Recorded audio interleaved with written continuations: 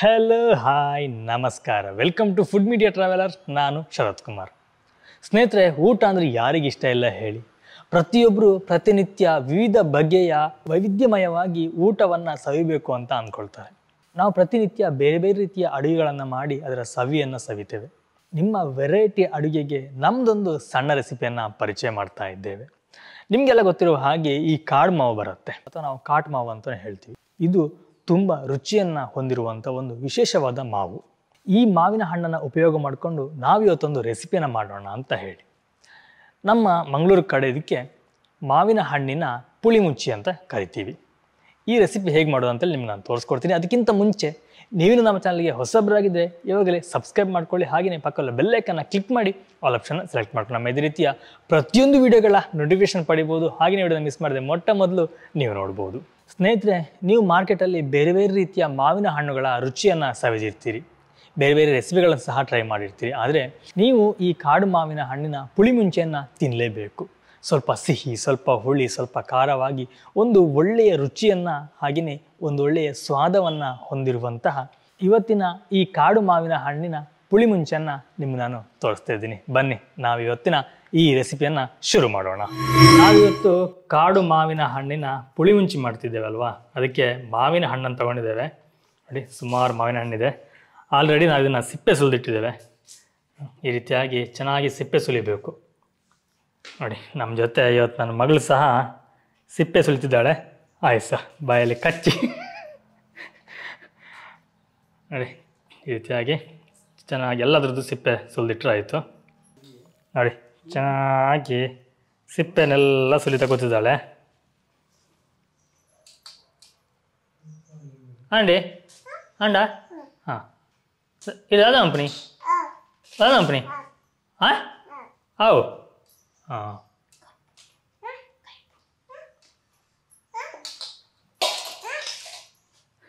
ನಾನು ಸುಲಿದಿರುವಂಥ ಸಿಪ್ಪೆ ಇಲ್ಲಿದೆ. ನಾವೆಲ್ಲದನ್ನ ಚೆನ್ನಾಗಿ ಸಿಪ್ಪೆಯನ್ನು ಸುಲ್ಕೊಳ್ತೀವಿ. ನಮ್ಮ ಈ ಕರಾವಳಿ ಭಾಗದಲ್ಲಿ ತುಂಬ ವಿಶೇಷವಾಗಿ ಈ ಮಾವಿನ ಹಣ್ಣಿನ ಪುಳಿಮುಂಚಿ, ಹಾಗೆಯೇ ಮಾವಿನ ಹಣ್ಣಿನ ಗೊಜ್ಜು ಮಾಡ್ತಾರೆ. ಅದೇ ರೀತಿ ಮಾವಿನ ಹಣ್ಣಿನ ಮೆಣಸಿನಕಾಯಿ ಮಾಡ್ತಾರೆ. ತುಂಬ ವಿಶೇಷವಾಗಿ ಬ್ರಾಹ್ಮಿಣ್ಸ್ ಮತ್ತು ಕೊಂಕಣಿಯ ಸ್ಟೈಲಲ್ಲಿ ತುಂಬ ಚೆನ್ನಾಗಿ ಮಾಡ್ತಾರೆ. ಇವತ್ತು ನಾವು ಮಾಡ್ತಿರುವಂಥದ್ದು ನಾಟಿ ಸ್ಟೈಲ್, ಅಂದರೆ ನಮ್ಮ ಹಳ್ಳಿ ಸ್ಟೈಲಲ್ಲಿ ಮೊದಲು ಯಾವ ರೀತಿ ಮಾಡ್ತಾಯಿದ್ರು ಅದೇ ರೀತಿ ನಾವು ಇವತ್ತು ಮಾಡ್ತಿರುವಂಥದ್ದು. ತುಂಬ ಚೆನ್ನಾಗಿರುತ್ತೆ. ತೆಂಗಿನಕಾಯಿ ಏನು ಬೇಕಾಗಿಲ್ಲ, ಚೆನ್ನಾಗಿ ರುಚಿಯಾಗಿ ಮಾಡ್ಬೋದು. ಮಳೆ ಬರ್ತಿರುವಾಗ ಇದನ್ನು ತಿನ್ಲಿಕ್ಕೆ ಸಹ ತುಂಬಾ ಖುಷಿ ಅನಿಸುತ್ತೆ. ನಾವೀಗ ಒಂದು ಪಾತ್ರೆಗೆ ಸ್ವಲ್ಪ ತೆಂಗಿನ ಎಣ್ಣೆಯನ್ನು ಹಾಕ್ಕೊಳ್ತಿದ್ದೇವೆ. ನೀವಿಲ್ಲಿ ತೆಂಗಿನ ಎಣ್ಣೆ ಯೂಸ್ ಮಾಡ್ಬೋದು, ಅಥವಾ ಬೇರೆ ಎಣ್ಣೆಯನ್ನು ಸಹ ನೀವು ಯೂಸ್ ಮಾಡ್ಬೋದು. ಇದಕ್ಕೀಗ ನಾವು ಒಂದಿಷ್ಟು ಸಾಸಿವೆಯನ್ನು ಹಾಕ್ಕೊಳ್ತಿದ್ದೇವೆ.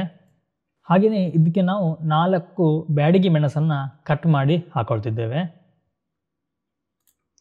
ಹಾಗೆಯೇ ಒಂದಿಷ್ಟು ಕರಿಬೇವನ್ನು ಸಹ ನಾವು ಇದಕ್ಕೆ ಹಾಕ್ಕೊಳ್ತಿದ್ದೇವೆ. ಬೇವಿನ ಸೊಪ್ಪು ನಿಮಗೆ ಕ್ವಾಂಟಿಟಿ ನೋಡ್ಕೊಳ್ಳಿ.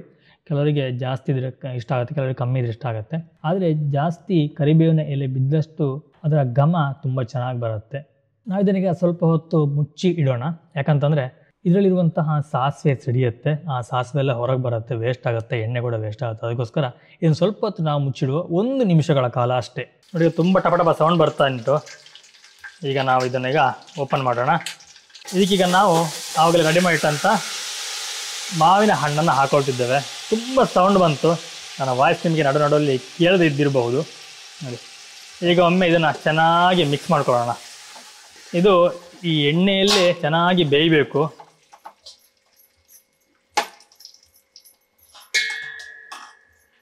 ಈಗ ಇದನ್ನು ಮುಚ್ಚಿ ನಾವು ಬೇಯಲಿಕ್ಕೆ ಬಿಡೋಣ. ಸ್ನೇಹಿತರೆ, ನಿಮಗೆಲ್ಲ ಗೊತ್ತಿರುವ ಹಾಗೆ ನಾವು ಕೆಮಿಕಲ್ ಫ್ರೀ ಆಗಿರುವಂಥ ಹಲವಾರು ಪ್ರಾಡಕ್ಟ್ಗಳನ್ನು ನಿಮಗೆ ನಾವು ಆಲ್ರೆಡಿ ಪರಿಚಯ ಮಾಡಿಸಿದ್ದೀವಿ. ಕೆಲವರಿಗೆ ಪರಿಚಯ ಇಲ್ಲದವರಿಗೆ ಈ ವಿಡಿಯೋ ಮುಖಾಂತರ ಸಣ್ಣದೊಂದು ಪರಿಚಯನ ಮಾಡಿಸೋಣ ಅಂತ ಹೇಳಿ. ನಾವು ಕೆಮಿಕಲ್ ಫ್ರೀ ಆಗಿರುವಂಥದ್ದು, ಯಾವುದೇ ಕೆಮಿಕಲ್ ಹಾಕದೆ ನ್ಯಾಚುರಲ್ ಆಗಿ ಎಣ್ಣೆಯಿಂದ ನಾವು ಆಯುರ್ವೇದ ಪದ್ಧತಿಯಲ್ಲಿ ಸ್ನಾನ ಮಾಡುವಂತಹ ಹೋಮ್ ಮೇಡ್ ಸೋಪ್ಗಳನ್ನ ಮಾಡ್ತಾ ಇದ್ದೀವಿ. ಹಾಗೆಯೇ ತಲೆಗೆ ಹಚ್ಚುವಂತಹ ಹೇರ್ ಆಯಿಲನ್ನು ಸಹ ಮಾಡ್ತಾ ಇದ್ದೀವಿ.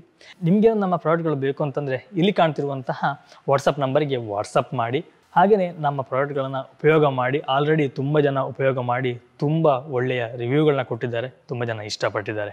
ನಿಮಗೆ ಬೇಕು ಅಂತಂದರೆ ಇವಾಗಲೇ ತರಿಸ್ಕೊಂಡು ಉಪಯೋಗಿಸಿ. ಹಾಗೆಯೇ ನಿಮ್ಮ ಅನಿಸಿಕೆಯನ್ನು ನನಗೆ ಕಮೆಂಟ್ ಬಾಕ್ಸಲ್ಲಿ ತಿಳಿಸಿ. ಈಗ ನಾವು ಹಿಜಿಕಿಟ್ಟಂಥ ಮಾವಿನ ರಸವನ್ನು ಇದಕ್ಕೆ ಹಾಕೊಳ್ಳೋಣ. ಇದಕ್ಕೆ ನಾವು ಈಗ ಹೆಚ್ಚುವರಿ ನೀರೇನು ಹಾಕಬೇಕಾಗಿಲ್ಲ, ನಮಗೆ ಇದರಲ್ಲಿ ಹಾಕಿದಷ್ಟೇ ನೀರು ಸಾಕು. ಆಮೇಲೆ ನೋಡೋಣ, ಬೇಕು ಅಂತಂದರೆ ಸ್ವಲ್ಪ ನೀರನ್ನು ಆ್ಯಡ್ ಮಾಡ್ಕೋಬೋದು. ಈಗ ನಮಗೆ ಇಷ್ಟೇ ನೀರನ್ನ ಸಾಕಾಗುತ್ತೆ. ಇದರಲ್ಲಿ ಚೆನ್ನಾಗಿ ಬೇಯಲಿ. ನಾವಿಲ್ಲಿ ಕಲ್ಲುಪ್ಪನ್ನು ಯೂಸ್ ಮಾಡ್ತಿದ್ದೇವೆ. ರುಚಿಗೆ ಎಷ್ಟು ಬೇಕೋ ಅಷ್ಟು ಕಲ್ಲುಪ್ಪನ್ನು ಹಾಕ್ಕೊಳ್ಳಿ. ನೀವು ಒಂದು ವೇಳೆ ಕಲ್ಲುಪ್ಪು ಇಲ್ಲ ಅಂತಂದರೆ ಹುಡಿ ಉಪ್ಪನ್ನು ಸಹ ಯೂಸ್ ಮಾಡ್ಬೋದು. ಆದರೆ ಆರೋಗ್ಯ ದೃಷ್ಟಿಯಿಂದ ಕಲ್ಲುಪ್ಪು ತುಂಬಾ ಒಳ್ಳೆಯದು.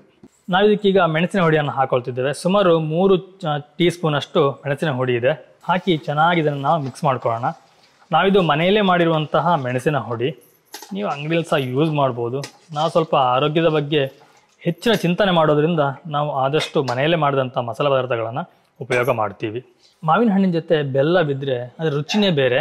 ಅದಕ್ಕೋಸ್ಕರ ನಾವು ಸ್ವಲ್ಪ ಬೆಲ್ಲವನ್ನು ಹಾಕ್ಕೊಳ್ತಿದ್ದೇವೆ. ಈ ಬೆಲ್ಲ ನಿಮ್ಮ ರುಚಿಗೆ ತಕ್ಕಷ್ಟು, ನಿಮ್ಮ ಟೇಸ್ಟಿಗೆ ತಕ್ಕಷ್ಟು ಹಾಕ್ಕೊಳ್ಳಿ. ಕೆಲವರಿಗೆ ಸ್ವಲ್ಪ ಸ್ವೀಟ್ ಬೇಡ ಅಂತ ಅನಿಸುತ್ತೆ, ಹುಳಿ ಬೇಕು ಅಂತ ಅನಿಸುತ್ತೆ. ಸಿಹಿ ಮತ್ತು ಹುಳಿ ಸಮ ಪ್ರಮಾಣದಲ್ಲಿದ್ದಾಗ ಇದರ ಒಂದು ಟೇಸ್ಟ್ ತುಂಬ ಡಿಫ್ರೆಂಟ್ ಆಗಿರುತ್ತೆ. ನೀವು ಸಹ ಮನೇಲಿ ಟ್ರೈ ಮಾಡಿ. ಹಾಗೆ ನಿಮಗೆ ಹೇಗೆ ಆಯಿತು, ಹೇಗೆ ಬಂದಿದೆ ಅನ್ನೋದನ್ನು ಕಮೆಂಟಲ್ಲಿ ತಿಳಿಸಿ. ನಾವು ಇದನ್ನೀಗ ಮುಚ್ಚಿ ಒಂದು 15 ನಿಮಿಷಗಳ ಕಾಲ ಬೇಯಲಿಕ್ಕೆ ಬಿಡೋಣ. ಚೆನ್ನಾಗಿ ಬೇಯಲಿ. ಆಮೇಲೆ ನಿಮ್ಗೆ ನಾನು ತೋರಿಸ್ತೀನಿ ಟೇಸ್ಟ್ ಹೇಗೆ ಆಗಿದೆ ಅನ್ನೋದನ್ನ ತಿಳಿಸ್ತೀನಿ. ಸ್ನೇಹಿತರೆ ನೋಡಿ, ಸುಮಾರು ಒಂದು 1/4 ಗಂಟೆ ಆಯಿತು. 1/4 ಗಂಟೆ ಆದಾಗ ನೋಡಿ ಈ ರೀತಿಯಾಗಿ ಬೆಂದಿದೆ ಅಂತ ಅಂದ್ಕೊಳ್ತೀವಿ. ತುಂಬ ಚೆನ್ನಾಗಾಗಿದೆ ನೋಡಿ, ತುಂಬ ಚೆನ್ನಾಗಿ ಕಾಣ್ತುಂಟು. ಮಾವಿನಕಾಯಿ ಬೆಂದಿದೆಯಾ? ಓಕೆ, ಮಾವಿನಕಾಯಿ ಸಹ ತುಂಬ ಚೆನ್ನಾಗಿ ಬೆಂದಿದೆ ನೋಡಿ. ನಾವು ಈ ರೀತಿ ಮುಟ್ಟಿದಾಗ ತುಂಬ ಸ್ಮೂತಾಗಿ ನಮಗೊಂದು ಫೀಲ್ ಆಗುತ್ತೆ. ಆಗ ಮಾವಿನ ಹಣ್ಣು ಸಂಪೂರ್ಣವಾಗಿ ಬೆಂದಿದೆ ಅಂತ ಅರ್ಥ ನೋಡಿ. ಇಷ್ಟು ಆದರೆ ನಮ್ಮ ಮಾವಿನ ಹಣ್ಣಿನ ಪುಳಿ ಮುಂಚಿ ರೆಡಿ ಆಯಿತು. ತುಂಬ ಟೇಸ್ಟಿಯಾಗಿರುತ್ತೆ. ಸ್ನೇಹಿತರೆ, ನಾವು ಬಾಳೆ ಎಲೆಗೆ ಅನ್ನವನ್ನು ಹಾಕಿ ನಾವು ಯೂಸ್ ಮಾಡುವಂಥದ್ದು ಕುಚ್ಚಲಕ್ಕಿ. ಈ ಕುಚ್ಚಲಕ್ಕಿ ಜೊತೆ ನಾವೇನಾದರೂ ಮಾವಿನ ಹಣ್ಣಿನ ಸಾರನ್ನು ಯೂಸ್ ಮಾಡಿದ್ರೆ ತುಂಬ ಚೆನ್ನಾಗಿರುತ್ತೆ ನೋಡಿ. ಪಕ್ಕದಲ್ಲಿ ನನ್ನ ಮಗಳು ಸಹ ಕೂತಿದ್ದಾಳೆ. ಆ್ಯಕ್ಚುಲಿ ನಾನು ವಿಡಿಯೋ ಮಾಡ್ಲಿಕ್ಕೆ ಅಂತೇಳಿ ಒಂದು ಬಾಳೆ ಎಲೆ ತಗೊಬಂದೆ, ಅವಳಿಗೆ ಸಹ ಬೇಕು ಅಂತೇಳಿ ಅವಳು ಕೂಡ ಒಂದು ಹಾಕ್ಕೊಂಡು ಕೂತ್ಕೊಂಡಿದ್ದಾಳೆ ನೋಡಿ.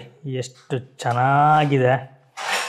ಇದರ ರುಚಿ ತುಂಬ ಅಂದರೆ ತುಂಬ ಚೆನ್ನಾಗಿರುತ್ತೆ.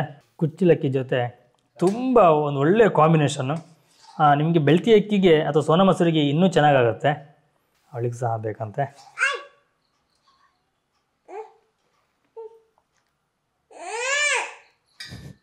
ಸ್ನೇಹಿತರೆ ನೋಡಿದ್ರಲ್ಲ, ಇದಿಷ್ಟು ಈ ಕಾಡು ಮಾವಿನ ಹಣ್ಣಿನ ಪುಳಿ ಮುಂಚಿ ಮಾಡುವಂಥ ರೆಸಿಪಿ ಆಗಿತ್ತು. ಈ ರೆಸಿಪಿ ನಿಮಗೆ ಇಷ್ಟ ಆಗಿದೆ ಅಂತ ಅಂದ್ಕೊಳ್ತೀನಿ. ಇಷ್ಟ ಇದ್ರೆ ಒಂದು ಲೈಕ್ ಕೊಡಿ. ಹಾಗೆ ನಮ್ಮ ಚಾನಲ್ನ ಸಬ್ಸ್ಕ್ರೈಬ್ ಕೂಡ ಮಾಡ್ಕೊಳ್ಳಿ. ಈ ಒಂದು ರೆಸಿಪಿ ನಿಮಗೆ ಹೊಸದು ಅಂತ ಅನಿಸಿದ್ರೆ ನಿಮ್ಮ ಫ್ರೆಂಡ್ಸ್ ಆ್ಯಂಡ್ ಫ್ಯಾಮಿಲಿಗೆ ಶೇರ್ ಮಾಡಿ. ನಿಮ್ಮ ಒಂದು ಶೇರ್ ನಮಗೆ ಇನ್ನೂ ಉತ್ತೇಜನ ನೀಡುತ್ತೆ. ಇನ್ನು ಬಾಯಿಗೆ ಸ್ವಾದಿಷ್ಟವಾದಂತಹ, ಬಾಯಿ ರುಚಿ ಕೊಡುವಂತಹ ರೆಸಿಪಿಗಳನ್ನು ನಿಮ್ಮ ಮುಂದೆ ತರಲಿಕ್ಕೆ ನಮಗೆ ಒಂದು ಪ್ರೇರಣೆ ಆಗುತ್ತೆ. ಎನಿವೆ ಸ್ನೇಹಿತರೆ, ನಾನು ನಿಮಗೆ ಮುಂದಿನ ಒಂದು ವಿಡಿಯೋ ಸಿಗ್ತೀನಿ ಒಂದೊಳ್ಳೆ ರೆಸಿಪಿ ಅಥವಾ ಒಂದೊಳ್ಳೆ ಗಿಡಮೂಲಿಕೆ ಅಥವಾ ಒಂದೊಳ್ಳೆಯ ಇನ್ಫಾರ್ಮೇಷನ್ ಜೊತೆ. Thank you. ಬಾಯ್. ನಮಸ್ಕಾರ.